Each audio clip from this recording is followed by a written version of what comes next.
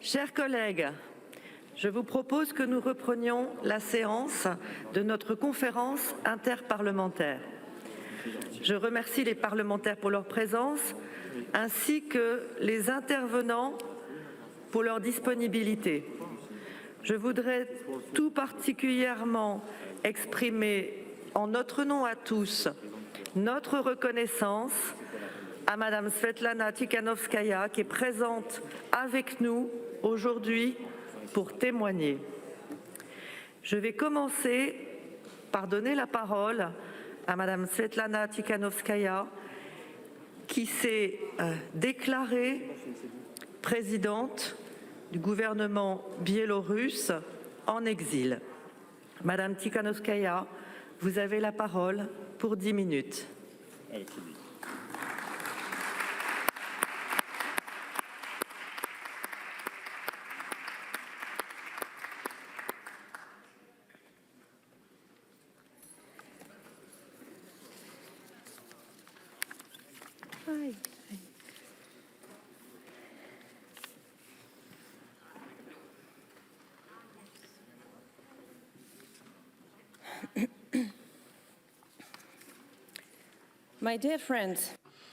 Chers amis, mesdames et messieurs les députés, mesdames et messieurs les sénateurs, permettez-moi de remercier le président, Monsieur Larcher, et la présidence française de m'avoir convié à prendre la parole ici aujourd'hui.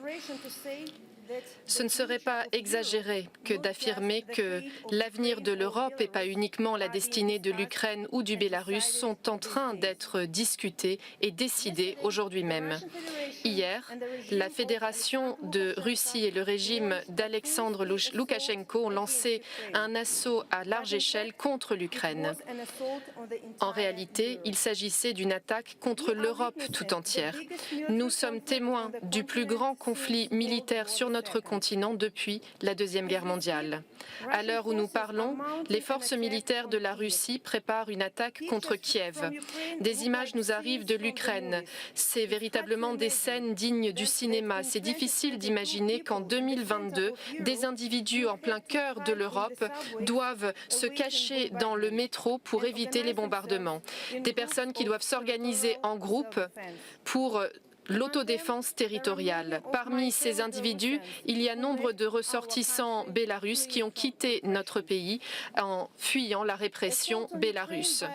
Une attaque contre l'Ukraine est en violation des principes fondamentaux du droit international, notamment le droit des nations à s'autodéterminer. Le président de la Fédération de Russie, dans ses nombreuses allocutions, a dit les choses très clairement. Il ne reconnaît pas que ce soit la souveraineté ou l'État-nation de l'Ukraine et du Bélarus. Vladimir Poutine estime que notre nation, nos nations appartiennent à sa sphère d'influence. Et cet état d'esprit, aujourd'hui, il est obsolète, puisque c'est un état d'esprit qui nous ramène au passé, à l'époque de la guerre et des conflits. Mon cœur est avec les Ukrainiens et l'Ukraine aujourd'hui. Je sais qu'ils luttent pour leur pays, mais pour chacun et chacune d'entre nous également. C'est un test majeur pour l'Europe. Si l'Europe est à même de protéger ses valeurs, si elle ne permet pas à ses voisins d'être abusés sans conséquence, c'est seulement ainsi que l'Europe triomphera. En effet, la revanche de la Russie à l'heure actuelle n'a pas de limite. Et je suis sûre que si l'Europe n'arrête pas Poutine en Ukraine, eh bien peut-être qu'un jour il arrivera aux portes de Berlin ou de Paris. Mesdames et messieurs, le Bélarus a également besoin de votre aide. Cette attaque contre l'Ukraine n'aurait jamais été possible si Loukachenko n'avait pas offert le territoire bélarusse à la Fédération de Russie, avec la mise à disposition notamment des infrastructures et du territoire. C'est depuis notre territoire que des bombardements sont lancés vers l'Ukraine. C'est depuis notre territoire que les hélicoptères russes et les jets de combat décollent. C'est depuis notre territoire que les tanks russes sont entrés sur le territoire ukrainien, tout simplement parce que c'est beaucoup plus rapide de passer par le Bélarus pour arriver à Kiev. Aujourd'hui, Bélarus est sous l'occupation russe. Le régime fantoche de Loukachenko a remis la souveraineté de du Bélarus à Poutine contre le soutien de Poutine en 2020, ce qui a permis à Loukachenko de rester au pouvoir. Mais s'il reste au pouvoir, il pense qu'il est au pouvoir et qu'il contrôle la situation. Or, ce n'est pas le cas. Nous le constatons dans la société du Bélarus. Seuls 12% de la société du Bélarus estime que le Bélarus doit soutenir la Russie dans la lutte contre l'Ukraine. Seulement 12%. Pourtant, il n'y a pas de manifestation de masse dans les rues à l'heure actuelle. Peut-être vous vous demandez pourquoi. Tout simplement parce que les voix qui pourraient descendre dans les rues aujourd'hui ont été supprimées, oppressées ou forcées à fuir le pays. Plus de 50 000 personnes sont détenues. Des milliers sont devenus des prisonniers politiques, y compris mon mari qui a été condamné à une sentence de 18 ans en prison. Nombre d'entreprises de presse, des ONG ou encore des entreprises ont été expulsées ou intimidées. Le pays, il est contrôlé par la crainte et le régime a l'impression de pouvoir agir en toute impunité. Il a fallu 9 mois pour que l'Union européenne adopte le premier train de sanctions depuis 2020 et la plupart des dirigeants de l'opposition étaient d'ores et déjà derrière les barreaux. Après le détournement de l'avion, après la crise des migrants, le régime n'a pas eu de véritable riposte. C'était uniquement des condamnations de la part de l'Occident, ce qui a renforcé ce sentiment d'impunité et offert au régime la possibilité de continuer de régner. Aujourd'hui, les Bélarusses sont devenus des cibles, certes, mais le continent tout entier est une cible de la Fédération de Russie. Ce dimanche, un soi-disant référendum doit se tenir au Bélarus. Étant donné qu'il y a la présence des troupes russes qui sont présentes, eh bien, c'est un grand problème. Nous estimons que la crise ne peut encore pas être résolue. Elle ne fait qu'être encore plus renforcée. La mise à jour proposée par Loukachenko dans la Constitution, c'est de lever le statut de neutralité et le statut de force non nucléaire, ce qui permettra aux forces russes de continuer à utiliser notre territoire comme un lieu où lancer les bombardements ou occuper le territoire pour ces attaques. Je vous invite instamment à comprendre la chose suivante. Loukachenko est une menace contre la paix européenne au même titre que le président de la Fédération de Russie. Je pense que nous pouvons encore stopper Loukachenko et Poutine, mais pour ce faire, nous devons agir avec courage et agir ensemble. En premier lieu, nous devons nous rendre compte que notre superpuissance, c'est la solidarité. Il est grand temps que les nations d'Europe aujourd'hui expriment toute leur solidarité vis-à-vis du peuple de l'Ukraine et du Bélarus. Deuxième point, nous devons réaliser que les dictateurs, on ne peut pas les rééduquer. L'expérience de l'approche avec Loukachenko me fait penser que toute tentative de paix avec lui a mené à davantage d'impunité. Ainsi, je vous invite instamment à cesser de reconnaître les autorités de Minsk. Elles ne sont ni légitimes ni légales.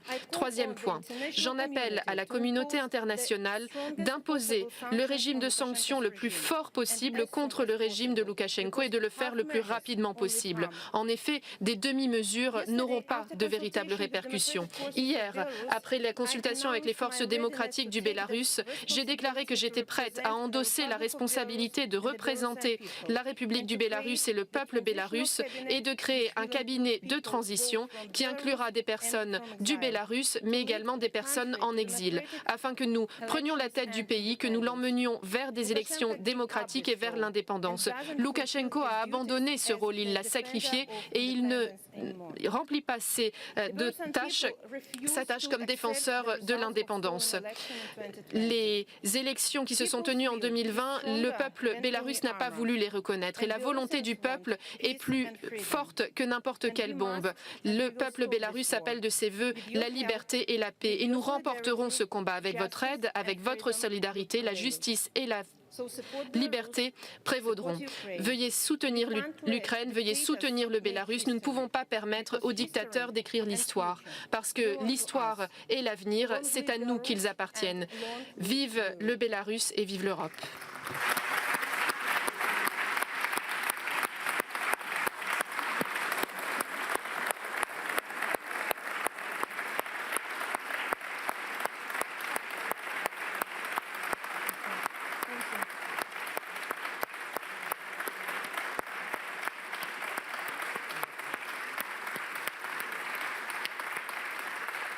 Je vais maintenant donner la parole au président Cambon.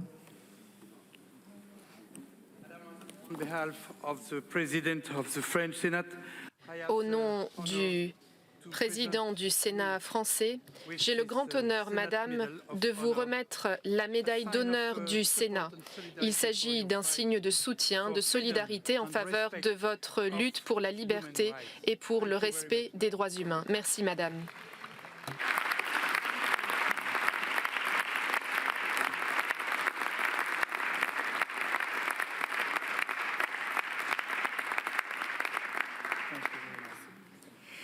Merci Madame Tsikhanouskaya. Je vais maintenant passer la parole à Monsieur François Delattre, secrétaire général du ministère de l'Europe et des Affaires étrangères. Monsieur Delattre, vous avez la parole pour 5 minutes.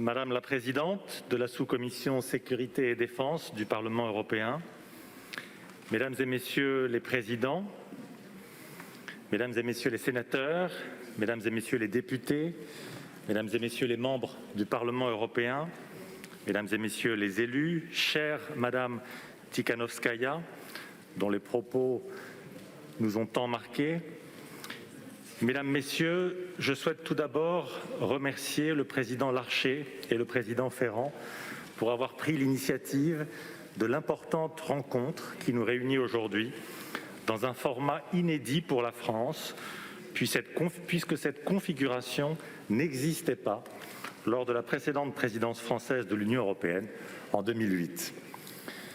Le ministre de l'Europe et des Affaires étrangères, Jean-Yves Le Drian, participe au moment où nous parlons avec le président de la République au sommet du Conseil de l'Atlantique Nord, convoqué en urgence face à la situation de crise sans précédent à laquelle nous sommes collectivement confrontés.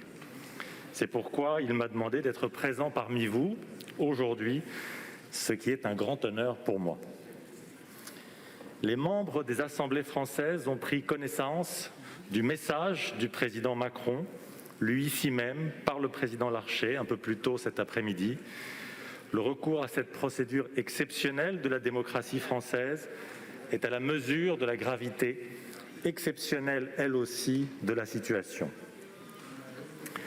En dépit de tous les efforts diplomatiques conduits en particulier par le président de la République, la Russie a donc fait le choix de la guerre en engageant une attaque militaire massive contre l'Ukraine. Ce choix délibéré, qui contrevient à tous les engagements pris par les autorités russes et réitérés il y a quelques jours encore, est une violation flagrante de la Charte des Nations Unies et des principes fondateurs de l'ordre européen et international. Le président de la République a évoqué, je le cite, un tournant dans l'histoire de l'Europe et de notre pays. En attaquant l'Ukraine, le président Poutine signe en effet le retour de la guerre à grande échelle sur notre continent. Il s'en prend au fondement même de la sécurité européenne et de l'ordre international construit pierre après pierre depuis 1945. Face à la guerre, la réponse de l'Union européenne et de la France s'articule autour de 3 actions complémentaires. Fournir à l'Ukraine et à son peuple tout le soutien possible, maximiser le coût pour la Russie de son agression à travers l'établissement de sanctions sans précédent, enfin renforcer notre soutien à nos alliés du flanc Est. Sur ces 3 volets de notre action, l'unité des Européens est une donnée frappante et constante depuis le début de la crise. Au-delà des déclarations et des communiqués qui expriment l'appui indéfectible de l'Union européenne à la souveraineté et à l'intégrité territoriale de l'Ukraine, dans ses frontières internationalement reconnues, notre action en ce domaine s'exprime concrètement de 3 manières. D'abord, il faut rappeler que l'Ukraine est le pays partenaire le plus avancé dans sa relation avec l'Union européenne. L'accord d'association UE-Ukraine, signé au printemps 2014, après la révolution de Maïdan, est le plus ambitieux et le plus étendu que l'Union européenne ait jamais conclu avec ses partenaires orientaux. L'Union européenne est ainsi le premier donateur de l'Ukraine, avec 17 milliards d'euros d'aide européenne depuis 2014. Ensuite, les chefs d'État et de gouvernement de l'Union européenne, réunis en urgence hier soir pour un Conseil européen extraordinaire consacré à ce conflit, ont réaffirmé leur volonté d'apporter à l'Ukraine un soutien supplémentaire sur le plan politique, financier, humanitaire et logistique, ainsi que par l'organisation d'une conférence internationale des donateurs. Une aide économique d'urgence à hauteur de 1,2 milliard d'euros a été décidée à cette occasion. La France y prendra naturellement toute sa part. À cela s'ajoute enfin, dans le domaine de la sécurité, l'augmentation des moyens consacrés au renforcement des capacités de l'armée ukrainienne via la Facilité européenne de paix, ainsi qu'un soutien à l'enseignement militaire professionnel. Je pourrais mentionner également les contacts en cours, tant à titre national qu'au niveau européen, en matière de coopération cyber et de livraison de matériel. S'ajoute aussi l'aide humanitaire. Kiev a demandé le 15 février d'activer le mécanisme de protection civile de l'Union, le fameux MPCU, avec une liste de matériel d'urgence. Sur cette base, la France a acheminé, pas plus tard qu'hier, 33 tonnes de matériel, tentes, matériel de couchage par exemple, et travaille à l'envoi dans les prochains jours d'une aide médicale importante. Le deuxième volet de notre appui à l'Ukraine et contre l'agression russe, ce sont bien sûr les sanctions. Le Conseil européen extraordinaire d'hier soir a décidé l'adoption d'un deuxième paquet de sanctions contre la Russie après l'attaque contre l'Ukraine. Ces mesures s'ajoutent à un premier paquet de sanctions adopté mardi en réponse à la reconnaissance de l'indépendance des entités séparatistes. Les sanctions adoptées par l'Union européenne sont, je le souligne, d'une ampleur sans précédent. Jamais, en effet, notre Union n'avait adopté des mesures aussi fortes contre un État et jamais l'Union européenne n'avait agi aussi rapidement pour ce faire. Ces mesures couvrent les secteurs financiers, énergétiques, de transport, les biens à double usage, le contrôle et le financement des exportations et les visas. Des mesures additionnelles seront prises par ailleurs contre le régime biélorusse via l'établissement d'un 6e paquet de sanctions. Enfin, dans la situation actuelle, plus que jamais, l'unité transatlantique et la coopération entre l'Union européenne et l'OTAN constituent un signal fort envoyé à Vladimir Poutine. C'est l'objet du Conseil de l'Atlantique Nord qui se réunit au sommet en ce moment même, en présence au moins virtuelle du président Zelensky, en présence aussi du président du Conseil européen, de la présidente de la Commission européenne et des chefs d'État et de gouvernement de Finlande et de Suède.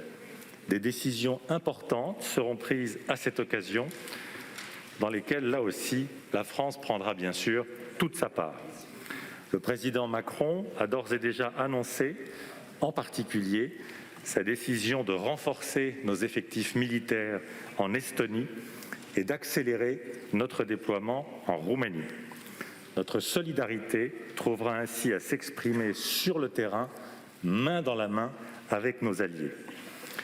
Avant de conclure, Madame la Présidente, je souhaiterais redire à Madame Tikhanovskaya notre pleine solidarité avec la population biélorusse et ses aspirations démocratiques.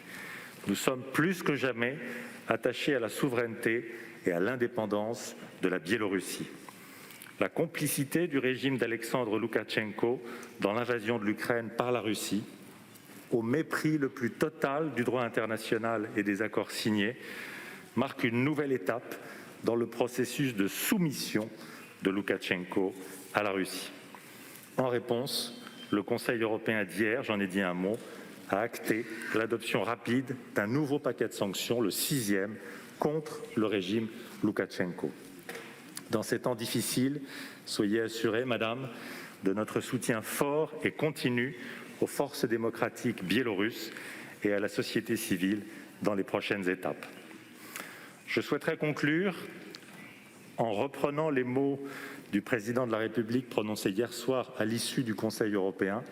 Je le cite, « L'Europe n'a d'autre choix que de devenir une puissance. Nous y sommes.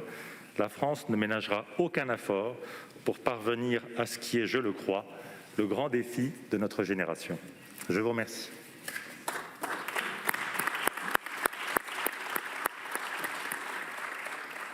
Merci, Monsieur le Secrétaire général. Je donne maintenant la parole à Madame Laure Delcourt, maître de conférence à l'Université Sorbonne Nouvelle.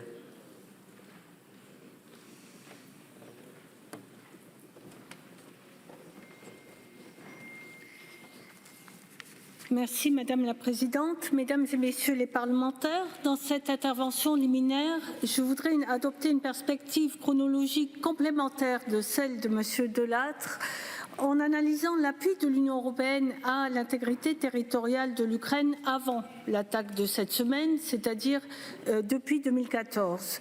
Je voudrais également examiner les leçons qu'on peut en tirer pour la période actuelle. Depuis 8 ans, l'approche de l'Union européenne en faveur de l'intégrité territoriale de l'Ukraine a étroitement associé 3 piliers complémentaires. D'abord, une redéfinition des relations avec la Russie après l'annexion de la Crimée et la déstabilisation du Donbass en 2014. C'est bien après ces actions que la Russie, auparavant partenaire stratégique de l'Union européenne, devient pour celle-ci un défi stratégique, comme l'affirme la stratégie globale de 2016. Un défi stratégique auquel l'Union européenne a répondu en révisant ses liens avec Moscou autour des 5 principes directeurs définis par le Conseil en mars 2016, dont le premier posé comme condition essentielle à toute modification des liens avec la Russie, la mise en œuvre des accords de Minsk. Le second volet et le second pilier de cette approche européenne a été un appui massif à la reconstruction de l'État ukrainien et de ses institutions. Ce pilier reposait sur le postulat que le renforcement de l'État ukrainien était un enjeu fondamental à la lumière non seulement de l'agression russe, mais aussi de la mise en place de l'accord d'association avec l'Union européenne qui exige de la part de l'Ukraine des réformes considérables. Le but poursuivi par l'Union européenne était bien de renforcer la résilience de l'Ukraine, sa capacité à faire face aux chocs et à conduire des réformes en faveur de la gouvernance démocratique et de la stabilité. Le troisième pilier que je ne vais évoquer que brièvement, c'est la réflexion sur l'autonomie stratégique de l'Union européenne, dont la nécessité est apparue de manière criante, encore plus criante après l'annexion de la Crimée et la guerre dans le Donbass. Il est évident que l'invasion actuelle de l'Ukraine confirme la pertinence de ces 3 piliers en même temps qu'elle rend leur révision nécessaire. Qu'en est-il maintenant des outils mis en place par l'Union européenne et quel bilan peut-on en tirer? Ces outils mis en place depuis 2014 reflètent le caractère à la fois global et le caractère de long terme de l'approche européenne. Tout comme l'assistance européenne à l'Ukraine dans son ensemble, les missions qui ont été décidées dans le cadre de la PESC, et notamment la mission de conseil au service de sécurité intérieure ukrainien, ont permis d'appuyer l'Ukraine dans la réforme de ses institutions, en particulier de ses institutions de sécurité. Quant aux sanctions mises en place en 2014 à l'encontre de la Russie, à mon sens, elles ont poursuivi 2 objectifs. Le premier était d'affirmer le positionnement européen sur la question de l'intégrité territoriale ukrainienne et les relations avec Moscou. Pour l'Union européenne, il s'agit d'une dimension complexe compte tenu de la diversité des expériences de ses États membres avec la Russie et de leurs liens différents avec Moscou. Or, dès 2014, les États membres se sont entendus sur un positionnement clair, condamnant fermement les actions de la Russie, et depuis 8 ans, la cohérence et l'unité de l'Union européenne ont été constantes dans l'application des sanctions. De ce point de vue, les sanctions ont donc rempli leur but. Mais les sanctions ont également, et peut-être surtout, une fonction de dissuasion. Et de ce point de vue, c'est malheureusement un échec cuisant puisqu'elles n'ont pas permis de changer le comportement des autorités russes.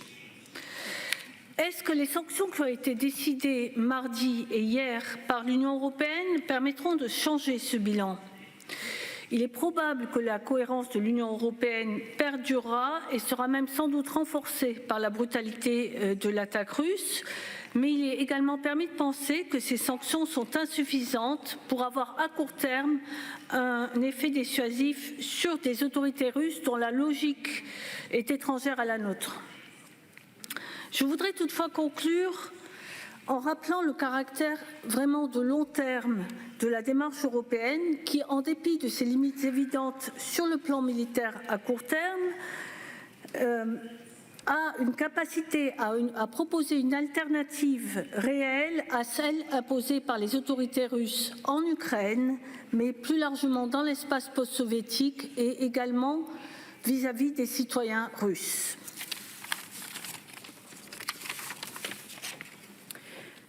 Je vous remercie.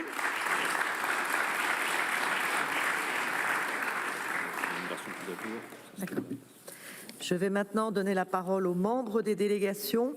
Je leur demanderai de bien vouloir respecter leur temps de parole d'1 minute afin que chacun d'entre vous puisse s'exprimer. Je commence par Monsieur Andrej Černigoš de l'Assemblée nationale de Slovénie. Alors, est-ce qu'ils sont les là? Dear colleagues, Chers collègues, l'histoire nous a montré que la nuit, c'est juste avant l'aurore que la nuit est la plus sombre. La Russie a été menacée par l'Union européenne de sanctions, mais ce n'est pas suffisant. Il faut être plus rapide et sans ambiguïté. Tout d'abord, l'Union européenne doit renforcer immédiatement ses troupes dans les pays voisins et dans l'espace aérien au-dessus de l'Ukraine. Deuxièmement, le Conseil de sécurité et l'Assemblée générale doivent envoyer des troupes des Nations unies, des casques bleus près de la frontière ukrainienne pour aider les réfugiés. Troisièmement, enfin, l'Union européenne doit mettre en place un groupe militaire prêt à intervenir dans le cas où la Russie réussisse à prendre Kiev. Mais cela n'arrêtera pas la guerre, nous l'avons vu par le passé. Est-ce que vous vous souvenez, Chamberlain ? Je suis chrétien-démocrate et pour moi, toutes les vies sont aussi précieuses les unes que les autres. Ce qui se passe dans les Balkans occidentaux, ce qui s'est passé, nous le savons, nous le connaissons tous et cela nous enseigne quelque chose de très important. Il ne faut pas que ça recommence, il ne faut pas que l'horreur recommence. Nous ne devons pas être aveuglés. Il y aura des victimes, bien sûr, mais plus on agit vite, plus les pertes seront limitées. Nous ne devons pas oublier les Balkans occidentaux. Merci. La parole est à Merci Monsieur beaucoup. David Stögmüller du Conseil national d'Autriche. Merci infiniment, Madame la Présidente, chers collègues. Aujourd'hui, on a déjà beaucoup parlé des mesures que l'Union européenne a mis en place et va mettre en place et doit mettre en place. Mais il y a un sujet qui reste, c'est le sujet SWIFT. En Autriche, nous sommes en passe, nous sommes en bonne voie, je crois, et je crois qu'il faut se concentrer sur l'élaboration d'un consensus au sein de l'Union européenne. Ça a été fait assez vite et je voulais simplement y revenir. Personne ne s'est demandé s'il fallait des sanctions. On a tout de suite discuté de la nature des sanctions. Nous devons également penser à tous ces jeunes Ukrainiens, une génération qui a grandi avec l'espoir d'une vie libre et sans guerre froide. Et c'est à cela que nous devons penser, quoi que nous fassions. Ce rêve leur a été ravi avec violence et nous devons penser à eux et nous devons le leur rendre. L'Union européenne, dans son ensemble, est aux côtés de l'Ukraine. L'Ukraine à qui nous promettons un avenir libre et souverain et cela ne doit pas être remis en question par absolument rien et certainement pas par Poutine. Nous sommes aux côtés de la population de l'Ukraine car notre avenir est La parole est à Monsieur Giorgos Koukoumas de la Chambre des représentants de Chypre. I'll speak in Greek. Κυρία Πρόεδρε, η εισβολή της Ρωσίας... Mr. Chairperson, the Madame la Présidente, l'intervention russe en Ukraine est condamnable. C'est un acte de violence en violation du droit international et contre la souveraineté de l'Ukraine, tant d'années après la fin de la guerre en ex-Yougoslavie. Nous pensons surtout aux civils, au peuple ukrainien qui est sous le feu des bombes et qui doit fuir. Et nous pensons à tout ce que les Européens doivent faire dans leur politique étrangère, etc. Et il faut surtout renforcer la crédibilité de l'Union européenne. Et ce que l'on fait contre Poutine doit valoir contre les autres régimes autoritaires en Europe, c'est-à-dire Erdogan. Erdogan continue le commerce des armes et ce qui est important, c'est de comprendre que cela concerne toute l'Europe et il faut absolument combattre le deux poids, deux mesures. Ce qui est important, bien sûr, ce qui est prioritaire, c'est le retour au dialogue, la démilitarisation et le retour à la paix et la sécurité et le bien-être de tous. Du Danemark, pardon. Thank you very much. A lot of important things has been said here. Merci beaucoup. Beaucoup de choses importantes ont été dites ici aujourd'hui, mais il y a une chose que j'aimerais souligner, c'est la question humanitaire. Lorsqu'il y a une guerre, les premières cibles, ce sont les enfants, les minorités, les groupes vulnérables. Et côté européen, c'est très important que l'on en ait conscience dans les actions humanitaires qui devront être mises en place, pas seulement aujourd'hui ou demain, mais aussi à l'avenir, après le conflit, après la fin de cette situation que l'on voit en Ukraine et qui se passe aussi au Bélarus. Donc la question de la sécurité en Europe, ça n'est pas seulement la question de gagner une guerre, mais c'est aussi de prendre en compte tous les aspects humanitaires. Merci d'avoir respecté votre temps. La parole est à Madame Anna Botella du Congrès des députés d'Espagne.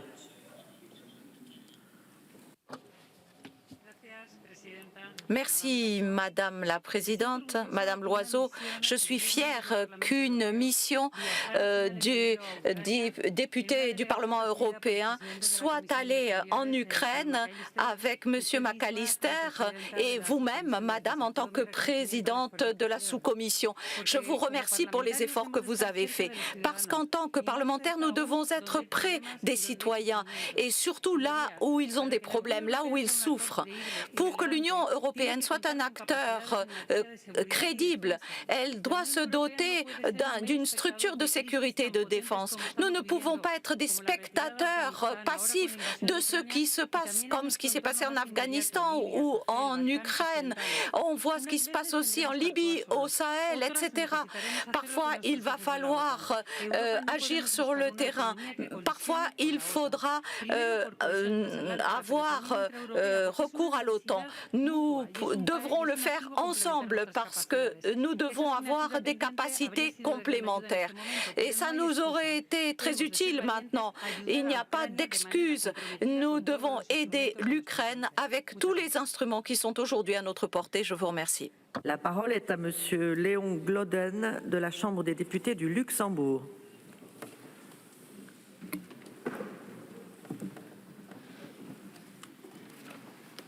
Madame la Présidente, chers collègues, la Russie a quitté le chemin de la démocratie. Le Grand-Duché du Luxembourg condamne fermement la guerre de la Fédération de la Russie contre l'Ukraine et je réitère le soutien du Luxembourg au peuple ukrainien. Au-delà des sanctions décidées par l'Union européenne doit se doter des moyens et des structures pour mettre sur pied une armée européenne. Il est temps d'agir au lieu de réagir. Merci. Merci. La parole est à Madame Ana Miguel Santos de l'Assemblée de la République du Portugal. Thanks, dear colleagues. Merci, chers collègues.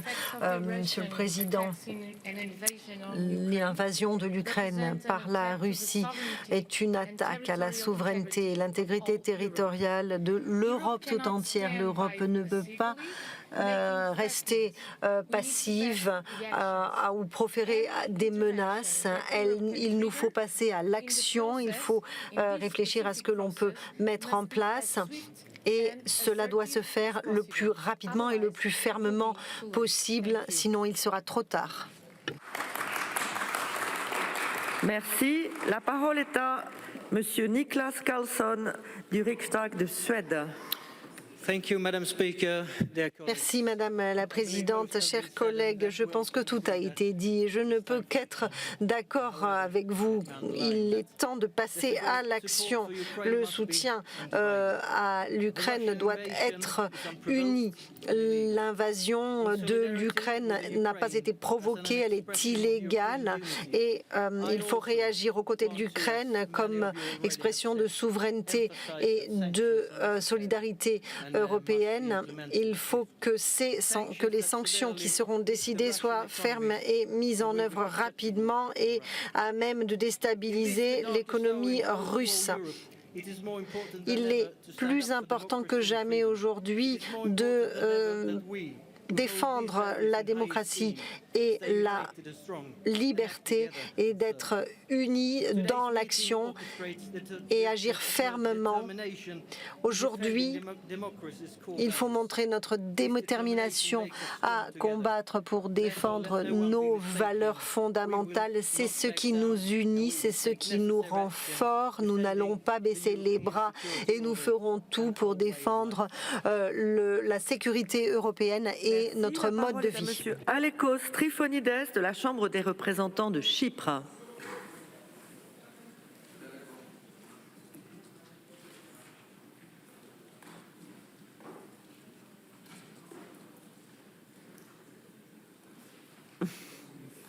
Voilà. Il n'était pas très préparé.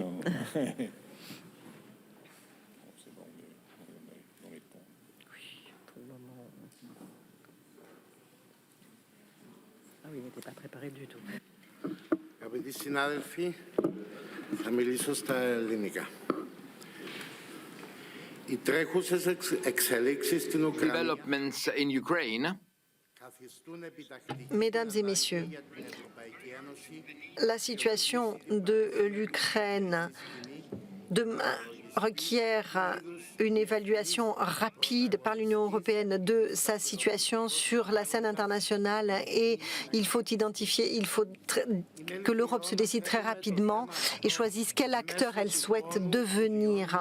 Il est extrêmement triste d'assister à cela, d'assister aux souffrances du peuple ukrainien, mais nous devons comprendre que ce genre de crise va soit être la dernière tentative de notre Union de mettre en place une politique de défense commune, ou bien, sauf si nous en faisons l'unique occasion de transformer notre politique en une politique de sécurité de défense véritablement commune. Je voudrais rendre hommage ici aux morts, aux victimes ukrainiennes. Chers collègues, il faut avancer aujourd'hui fermement, collectivement et tout faire pour la mise en place de la politique de défense que nous voulons, une politique à même d'assurer la paix, la stabilité et la coopération entre nos membres. La parole est à Monsieur Íñigo Barandiaran du Congrès des députés d'Espagne. Oui, Madame la Présidente. Alors, il faut bien dire que chaque heure qui passe fait que la réalité change. Et donc, les réponses que nous y apportons ne peuvent pas être les mêmes. Mesdames et messieurs les représentants des différents parlements, qu'est-ce que nous interprétons quand nous parlons d'intégrité territoriale et de souveraineté ukrainienne? Parce que nous savons ce qui s'est passé en Crimée, nous avions des intuitions sur ce qui pouvait se passer dans le Donbass, mais si les troupes russes font disparaître le gouvernement qui est à Kiev aujourd'hui, qu'est-ce qui va se passer? Parce que c'est ça la situation à laquelle on est confronté, alors que la réalité évolue d'heure en heure. Quelles sont les décisions qui seront prises par les institutions ukrainiennes que nous allons appuyer? Et quelle va être la réalité que va connaître le peuple ukrainien? Aujourd'hui, c'est vrai, les choses sont très difficiles, mais il faut que nous soyons unis pour agir ensemble. Merci. La parole est à Monsieur Enrico Aimi du Sénat d'Italie. Merci, Madame la Présidente. Chers collègues, combien de temps encore l'Europe devra-t-elle attendre pour comprendre la portée de la situation qui est délicate et qui est tragique, situation dans laquelle nous sommes aujourd'hui? Nous partageons une monnaie unique, nous en sommes arrivés à ce succès. Nous devons aller bien au-delà. Dans cette salle, nous l'avons dit aujourd'hui, nous avons entendu parler de l'autonomie stratégique de l'Europe. Voilà la direction que nous devons emprunter. L'Union européenne doit devenir une superpuissance en défendant ses intérêts au même titre que les États-Unis ou la Chine. Dans ces nations, il n'y a pas de guerre qui éclate. Pourquoi? Parce que ces nations sont armées, parce qu'elles font face à la réalité, parce qu'elles ont des racines profondes, parce qu'elles se rappellent leurs origines. Et je crois que nous ne devons surtout pas oublier nos origines, nos racines judéo-chrétiennes, romaines, grecques. Rappelons les principes de paix, de liberté qui animent nos peuples. Et pour ce faire, nous devons disposer d'une autonomie militaire. Nous devons avant toute chose disposer d'une autonomie en matière d'approvisionnement en matières premières, une autonomie énergétique. Si nous y parvenons et si enfin nous réussissons à édicter une Europe qui sera une superpuissance, dans ce cas nous pourrons affirmer que nous aurons fait beaucoup et nous n'aurons pas besoin d'attendre davantage, tout simplement parce que nous serons une Europe, un continent qui est droit dans ses bottes, qui ne se rabaisse pas, qui ne s'abat pas, même face aux difficultés les plus difficiles et les plus terribles, comme celles qui se vérifient aujourd'hui, qui sont une véritable guerre civile européenne. Je crois que nous pouvons y arriver, nous devons nous retrousser les manches, faisons-le. Merci. La parole est à Madame Beatriz Gomes Dias de l'Assemblée de la République du Portugal. Thank you very much. Good afternoon, dear colleagues. Merci beaucoup. Bonjour, chers collègues. Un aspect est essentiel à mon sens dans ce conflit. Nous rejetons tout ce conflit impérialiste et l'invasion de l'Ukraine. Mais rappelons-nous des gens qui vivent en Ukraine. Leur maison, leur pays est en train d'être envahi, d'être bombardé, détruit. Alors, en tant que groupe, nous devons prendre des mesures qui peuvent protéger toute la population qui se bat pour leur vie et pour la survie de leur pays à cause de la guerre.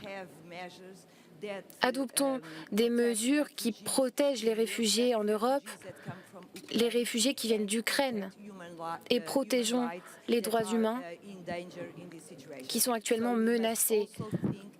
Pensons à toutes les actions possibles pour aider les gens en Ukraine, pour alléger leurs souffrances et les protéger du mieux possible. Merci. Merci. La parole est à Monsieur Gerard Croswell du Sénat d'Irlande.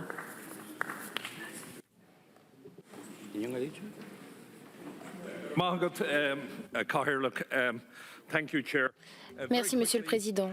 Très rapidement, l'ambassadeur russe en Irlande a dit à la radio que de suivre l'Ukraine serait fou. Il n'y a pas de raison d'entrer en guerre. Et le Parlement irlandais l'a souligné. Nous devons regarder le nombre de diplomates russes dans notre pays, réduire leur importance. Ce qui se produit dans ce monde est inacceptable sous aucune circonstance. Dans vos pays, je vous demande de réduire le nombre de diplomates russes. Nous ne sommes pas effrayés. L'Union européenne n'a pas peur de Vladimir Poutine, puisque nous sommes forts ensemble. Merci beaucoup. Merci. La parole est à Monsieur Juan Antonio Delgado du Congrès des députés d'Espagne.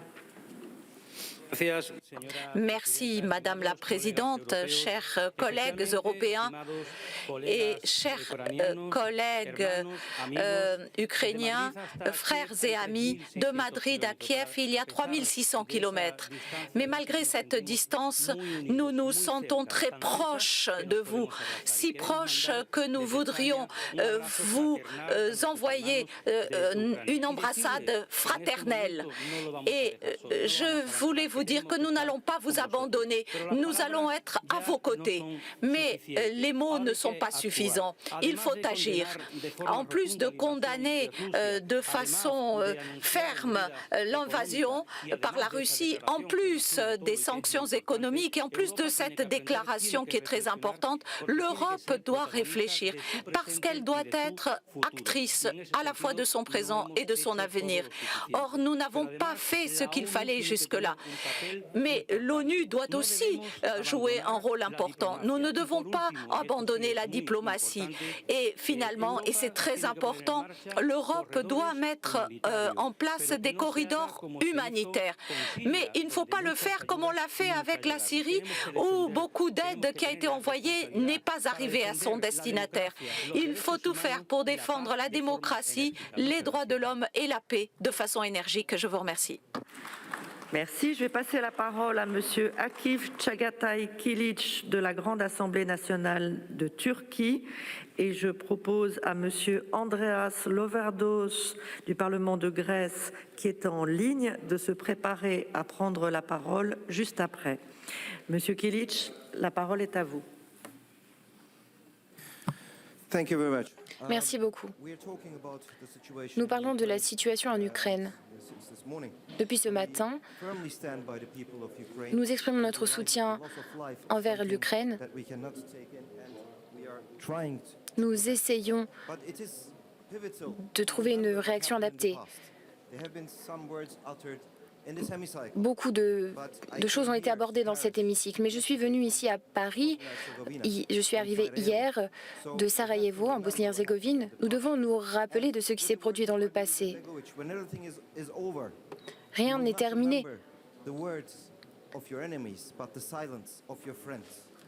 N'oubliez pas les mots de vos ennemis et n'oubliez pas le silence de vos amis.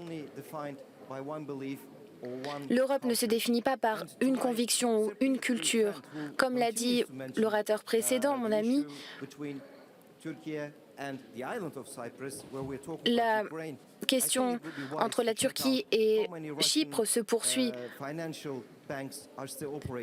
Il faut voir combien de banques russes continuent d'opérer sur votre partie de l'île. Nous allons essayer de nous connecter avec Monsieur Andreas Loverdos de Grèce.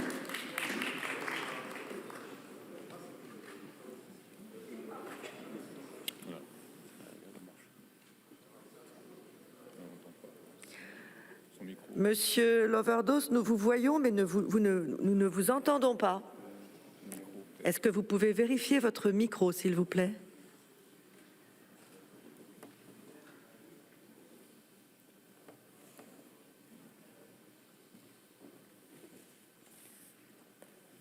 Non, malheureusement, nous n'avons que l'image et pas le son.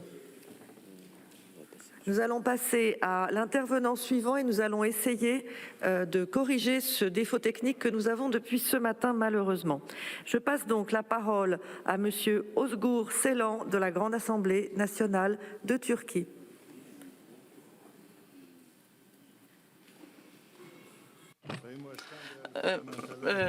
Chers collègues, je vous salue avec respect. Chers membres des parlements, oui, le monde ne devrait pas rester silencieux dans cette invasion de l'Ukraine par la Russie. Il faut faire appel à ce cri des Ukrainiens. Nous savons que la dépendance au pétrole et au gaz constitue un danger, mais il faut également se concentrer sur les énergies renouvelables qui peut constituer donc un soutien efficace pour l'avenir du monde. Avant de terminer mon intervention, je saisis l'importance de cette réunion. J'aimerais également condamner les propos des Chypriotes, des parlementaires chypriotes, parce qu'il n'y a aucune similarité avec ce qui est dit et ce qui se passe aujourd'hui. La Turquie a apporté la paix à l'île chypriote. En cette session si importante, mettre à l'ordre du jour ce sujet manque de sincérité. Merci beaucoup.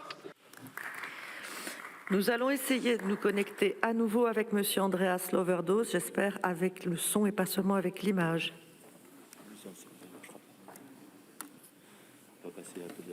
Est-ce que ça marchera bien? On ne peut pas essayer.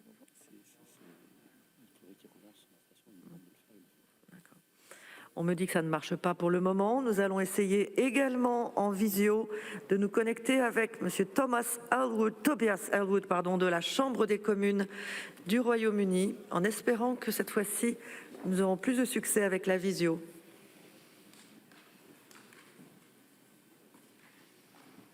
Monsieur Elwood. Eh bien, définitivement, on me dit que ce sont nos interlocuteurs qui ont un problème avec leur connexion. Je crois quand même que le problème doit venir de plusieurs endroits à la fois. Nous vous voyons, mais nous ne vous entendons pas, Monsieur Elwood. Je n'arrive pas à faire fonctionner mon image pour une raison que j'ignore. Est-ce que je peux continuer seulement avec la voix? Bonjour. Nous vous entendons. Nous vous entendions, du moins. Est-ce que vous m'entendez maintenant? Je ne suis désolée, mon image ne fonctionne pas. Vous entendons. Okay, shall I speak? Yes, please. Est-ce que je peux parler? Oui, je vous en prie. Tout d'abord, merci et excusez-moi pour le problème technique. C'est le monde nouveau, le monde moderne. Merci de me donner cette opportunité de parler, de partager quelques mots de solidarité envers le peuple ukrainien, nos amis. C'est un point sombre de l'histoire que nous voyons aujourd'hui. Ce que nous voulons faire face aux événements qui se déroulent actuellement en Ukraine. Nous voyons à la télé que les troupes russes pénètrent dans la capitale de Kiev. Au XXIe siècle, il était impensable d'imaginer une telle situation. Les règles du jeu ont changé, les troupes russes s'amassent, il y a des campagnes de désinformation et bien sûr, la Douma approuve les actes de Poutine et lui permet de continuer sur sa lancée. Il y a de grandes questions concernant la sécurité de l'Union européenne face à notre échec pour soutenir l'Ukraine il y a 6 mois. Que faire avec l'OTAN? Pour moi, c'est le seul atout que nous avons qui pourrait changer la donne, qui pourrait faire une différence entre ce que fait Poutine et là où il va. Pour le moment, nous avons choisi de ne pas utiliser cette possibilité. Il y a de grandes questions au sujet de la sécurité. Il n'y a pas de carotte, il n'y a pas de bâton.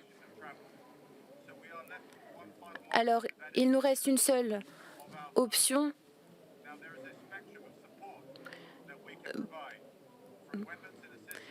Fournir des armes et du matériel au peuple ukrainien.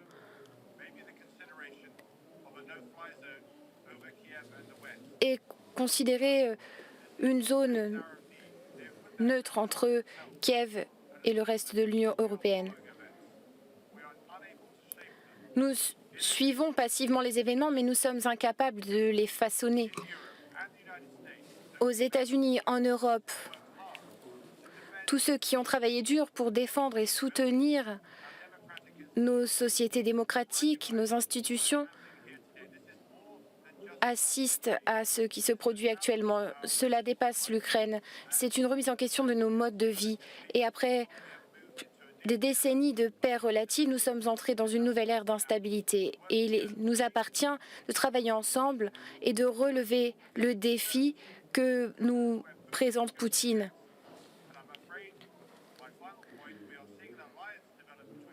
Nous voyons une alliance apparaître entre la Russie et la Chine qui risque de changer complètement la direction empruntée par la sécurité mondiale.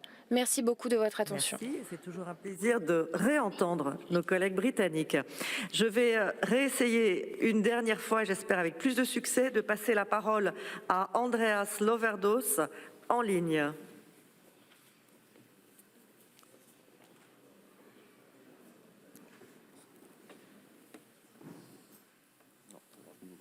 Non, la connexion malheureusement ne passe pas.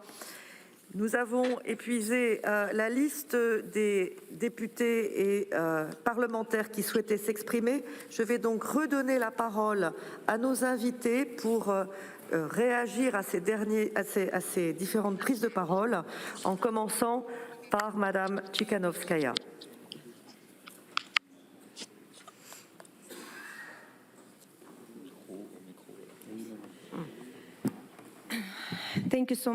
Merci beaucoup.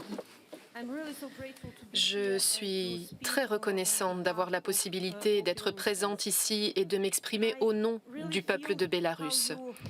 J'ai eu un sentiment de sympathie de votre part vis-à-vis des Ukrainiens, des Ukrainiennes, et je vous remercie de comprendre que dans ce défi que nous relevons, c'est l'unité et le courage qui seront nos meilleures armes et non pas des munitions ou des armes. Nous appelons toutes et tous de nos vœux une solution pacifique à cette crise et bientôt il y aura des négociations autour de cette situation. Et vraiment, je m'adresse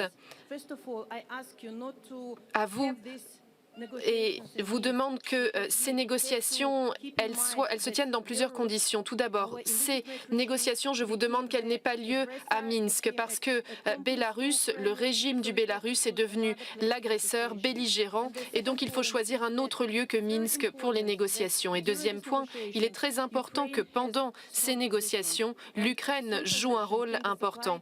Et une position solide, elle ne pourra être offerte que si l'Ukraine ressent votre unité et votre courage pour la soutenir. Donc une nouvelle fois, merci à toutes et à tous.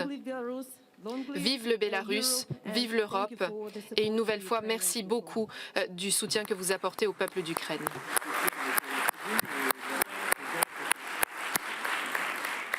Merci Madame Tsikhanouskaya. La parole est à Monsieur François Delattre.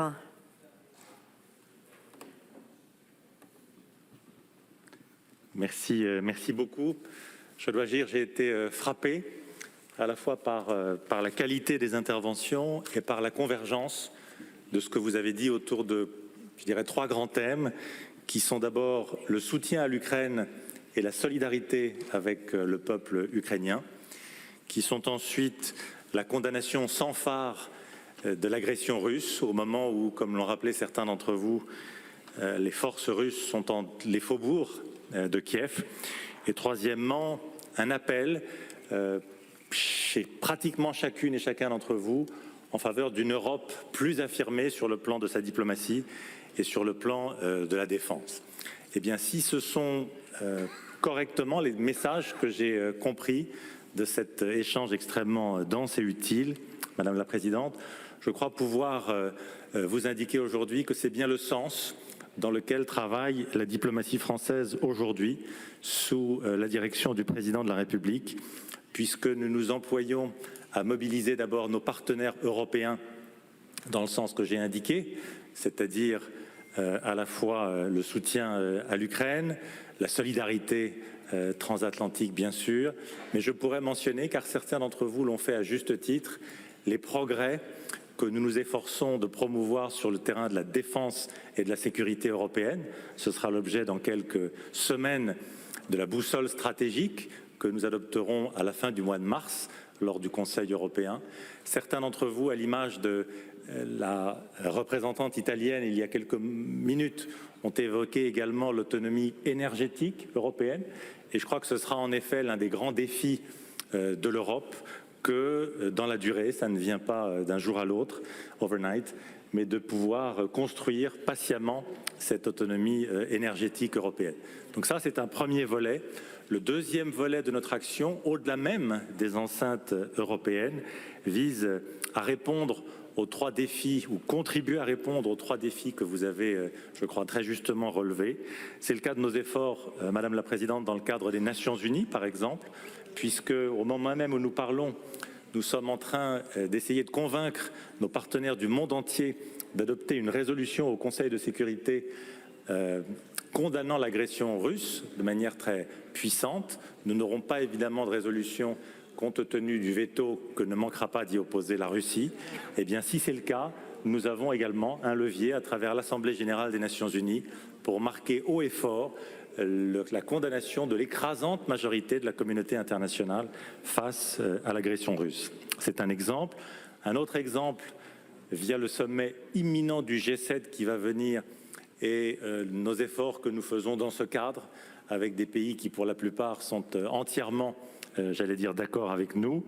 Je voudrais mentionner également, à la suite de ce qu'ont dit certains des collègues qui ont pris la parole, la vigilance que la guerre ukrainienne nous impose d'avoir à l'égard de certains pays, comme la Bosnie, qui a été mentionnée, comme la Moldavie, comme la Géorgie, comme beaucoup d'autres. Je crois que maintenant, l'heure est à la vigilance à l'égard, je mentionnerai aussi le Mali, parenthèse, la vigilance à l'égard de ce que la Russie peut faire ici ou là. Elle a montré qu'elle en avait la capacité et souvent la volonté. Et je crois que nous sommes unis enfin, et je terminerai par là, sur la conviction que dans ces heures graves où les faubourgs de Kiev, encore une fois, sont agressés par les militaires russes, eh bien notre Europe veut dire quelque chose. Notre solidarité européenne, notre unité européenne est aujourd'hui notre meilleure des armes. Dans la parole, c'est bien. Dans l'action, c'est encore mieux. Merci beaucoup.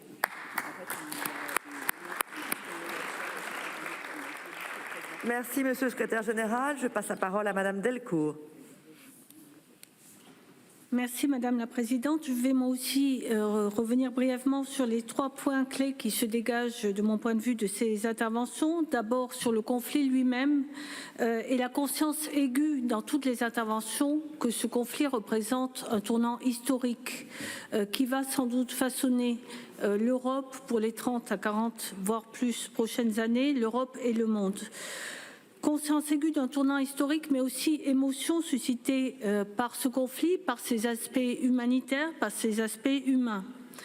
Le second point que je voudrais retenir et qui reprend ceux déjà évoqués par M. Delattre, ce sont les défis pour l'Union européenne.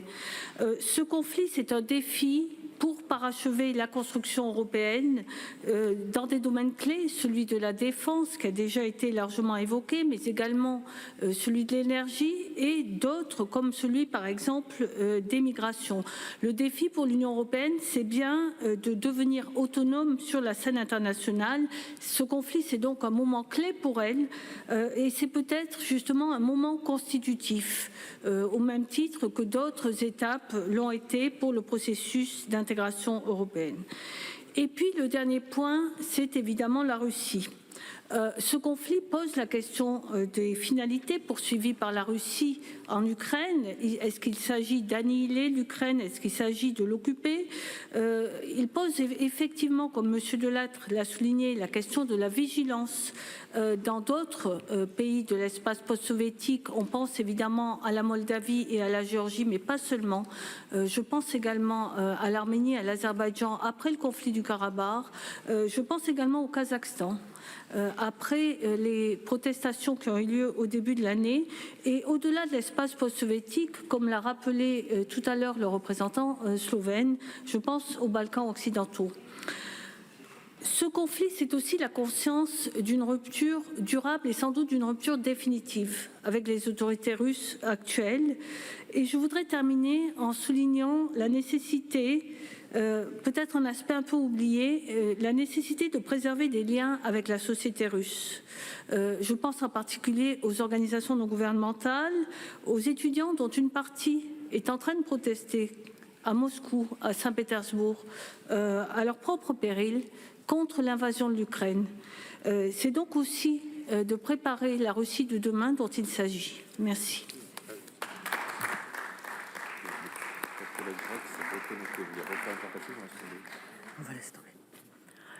Merci beaucoup à tous nos intervenants.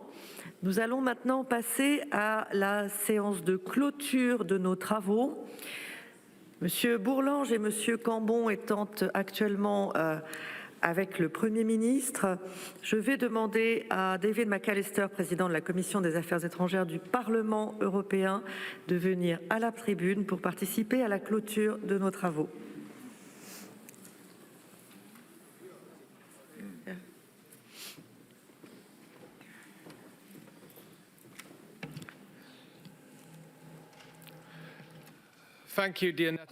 Merci, chère Nathalie Loiseau, de me donner la parole. Permettez-moi en premier lieu d'adresser mes remerciements les plus chaleureux à nos collègues, partenaires et amis de la France. Merci d'avoir accueilli cette conférence interparlementaire. Étant donné les événements tragiques qui se vérifient, nous sommes tous convenus que cette conférence interparlementaire était particulière et nous nous en rappellerons longtemps. Étant donné ces événements dévastateurs, je pense que la conférence a été très bien organisée. En tant que Parlement européen, qui est co-hôte, mais aussi au nom de l'ensemble des participants et participantes, j'adresse mes remerciements aux collègues du Sénat français et j'adresse mes remerciements également au personnel qui a travaillé en coulisses pour que cette conférence soit rendue possible. Je pense que nos débats ont été fort fructueux aujourd'hui. Nous espérons pouvoir toutes et tous vous accueillir en présentiel lors de la prochaine conférence interparlementaire qui se tiendra du 4 au 6 septembre à Prague, qui est une ville magnifique en République tchèque. Une nouvelle fois, merci à tous nos amis de la France d'avoir organisé cet événement fructueux. Merci beaucoup. Merci. Et je passe maintenant la parole au sénateur Guerriau.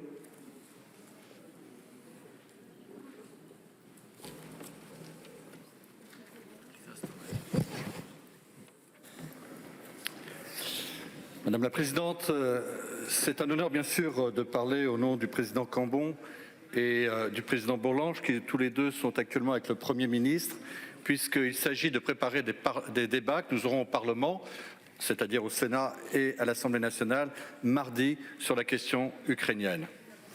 Je voudrais dire, mes chers collègues parlementaires d'Europe, combien il m'a été agréable aussi de vous rencontrer, puisque, rappelons-nous, ça fait près de 2 ans que nous n'avons pas pu nous rencontrer du fait de la Covid. Et cette victoire, nous l'avons remportée ensemble, puisque nous sommes aujourd'hui réunis.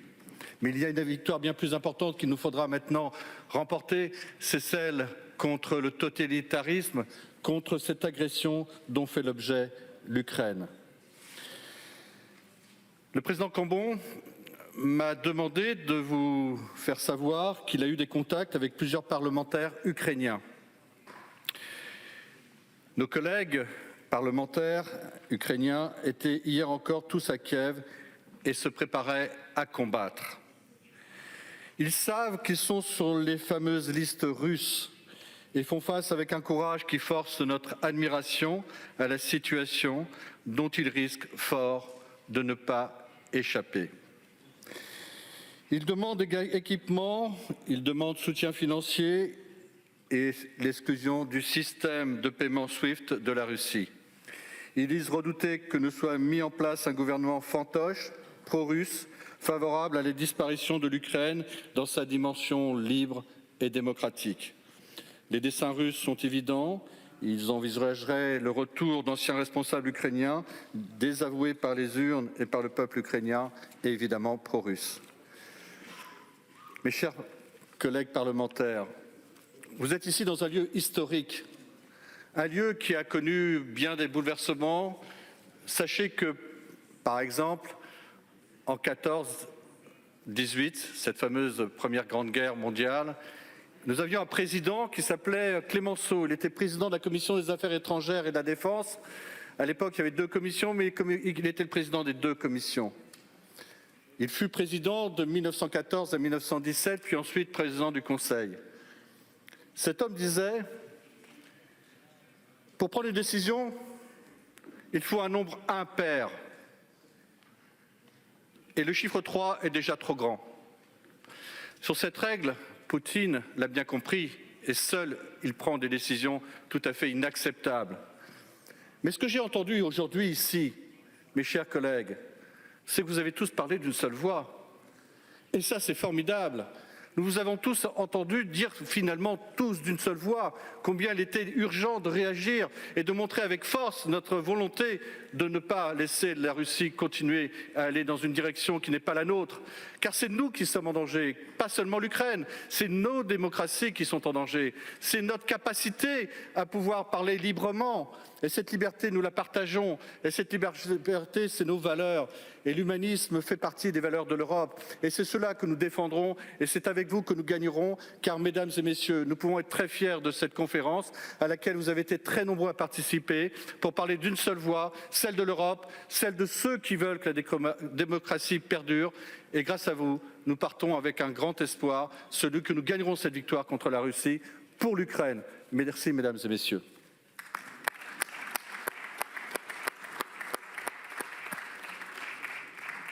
Chers collègues, je voudrais me joindre aux propos de David McAllister, remercier le Sénat et l'Assemblée nationale française pour nous avoir tous accueillis pour cette conférence interparlementaire, remercier les équipes qui ont contribué activement non seulement à sa préparation, mais aussi à sa réorganisation en fonction des événements.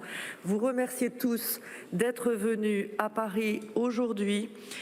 Comme le disait le sénateur Guerriau, il y a eu dans cet hémicycle beaucoup d'unité et de solidarité avec l'Ukraine, un souci que l'Europe soit à la hauteur de l'événement auquel elle est confrontée, avec la capacité de prendre et de mettre en œuvre des sanctions véritablement significatives, et que l'Europe apprenne enfin à parler le langage de la puissance, à faire respecter ses valeurs et en particulier les valeurs démocratiques et à travailler à sa défense. Il lui reste du travail. Ce sera l'occasion pour les parlements nationaux comme pour le Parlement européen de continuer à y contribuer. S'agissant du Parlement européen, nous nous réunissons mardi prochain en plénière extraordinaire consacrée à l'Ukraine. Je vous remercie à tous. Cette conférence interparlementaire est close.